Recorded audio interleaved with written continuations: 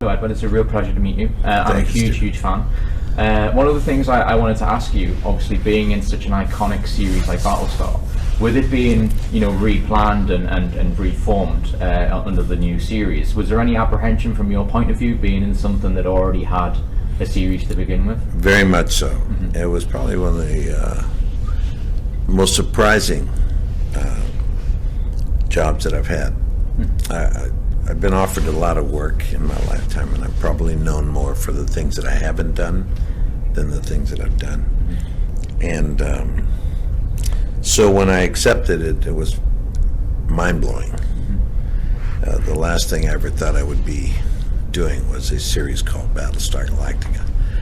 So, but at the same time, I was very, very honored and privileged to have been given the opportunity to play that role and be in this television series. For me, it's the best usage of television I've ever been a part of in my life.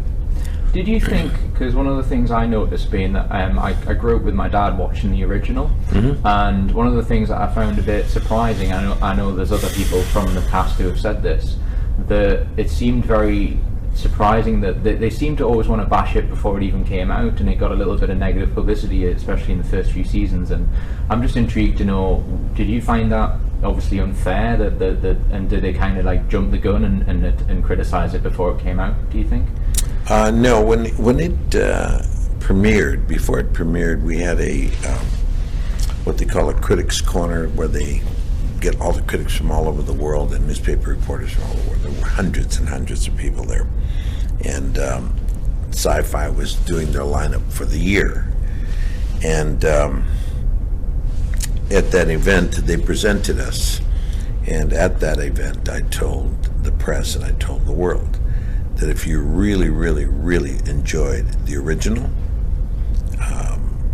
don't watch the reimagining, the second one, the one that we were doing, because it would hurt them. Mm-hmm. Because Starbuck was a woman, and Boomer was a woman, and I wasn't Lauren Green, and so they would be very depressed. And so please get the DVDs of the original, and when they're showing ours on television, just put their DVD in and don't hurt themselves, because it was going to be very painful for them. Mm-hmm. And I told them that from the very beginning. So I warned them, don't look at this program. And I think actually when I watched it with my dad, that's exactly what he said. He said it's just a different version. That's definitely fair to say. I have one more question, and I would feel compelled to ask this because this is one of my favourite films of all time. Is you were Gaff in Blade Runner, and I just wanted to ask you, in terms of when you did Blade Runner, did you think it was going to be a cult classic that it ended up becoming?